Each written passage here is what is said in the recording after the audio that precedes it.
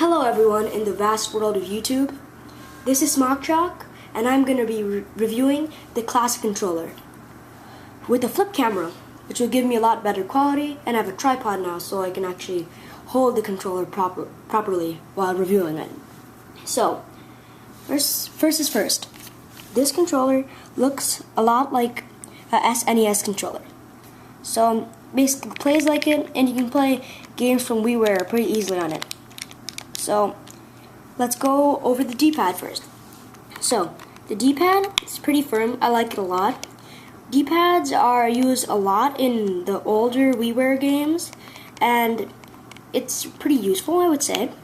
And for like new games like Monster Hunter Tri and stuff, you can change the camera angle with it because the analog sticks are used widely in those types of games. So, the D-pad I like a lot. It's probably one of my favorite parts about it. It's a lot like the Wii Remote D-pad too. This one. But I like it a lot. So, going over this analog stick, I really never liked the nunchuck analog sticks, and I don't understand why they put the nunchuck analog sticks on this thing. They should have made it a little bit sturdier and firmer, because it's really easy for your thumb to slip off, and when I'm playing Monster Hunter Tri and I have to run a lot, it's just going to slip off and I might actually just lose to it. And for games like Tatsunoko vs. Capcom, you need good precision, and if you don't, you might just lose and end your game, so that's pretty sad. So this analog stick is pretty disappointing, but it works, and it also makes a clicking noise, which is satisfying. But generally, the PS2 controller is way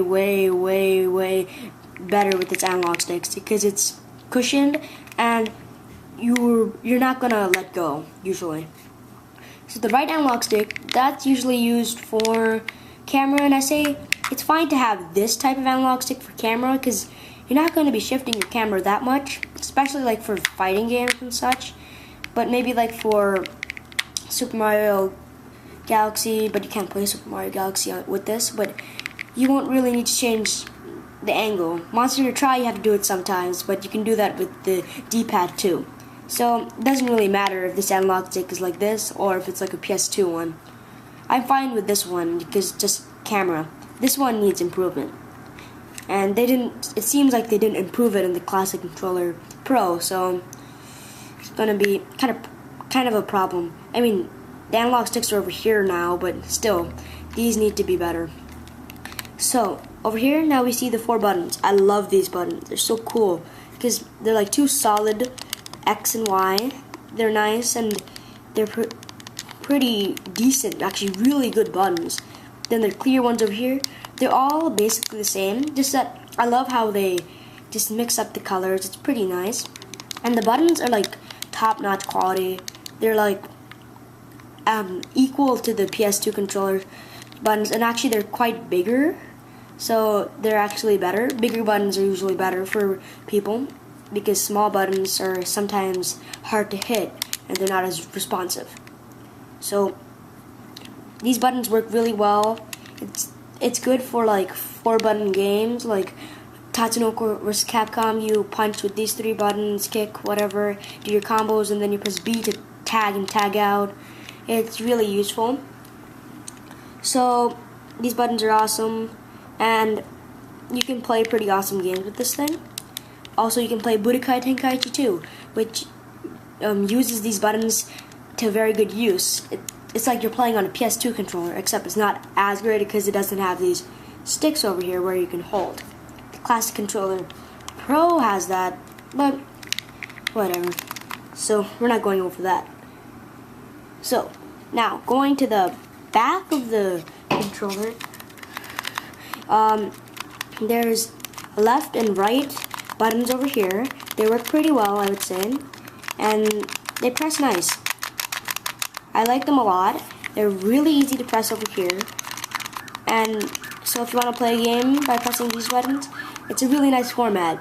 I like these buttons more than the PS2 versions because they're slimmer and they're easier to press, and they have a good curve to it. I like that. Then the problem with the back is, though there's like 2 of these buttons, I mean, they're not really used for much, but still, they're pretty hard to reach when you need them.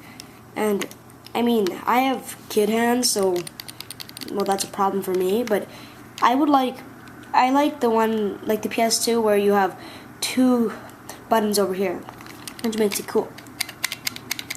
And then there's one last button, which I really don't know what it does. Just press it, does stuff. Nothing much. So, this does stuff. It's Nintendo. Nintendo's Nintendo. Makes good controllers.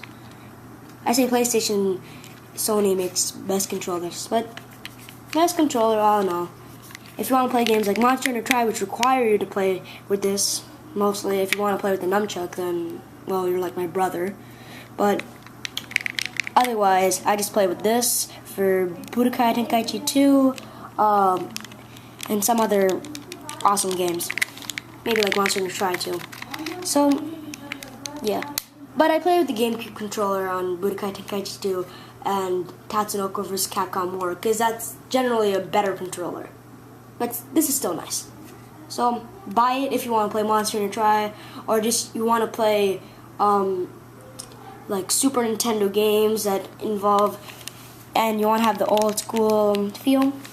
So, buy it. It's not that expensive, like $20. Take it.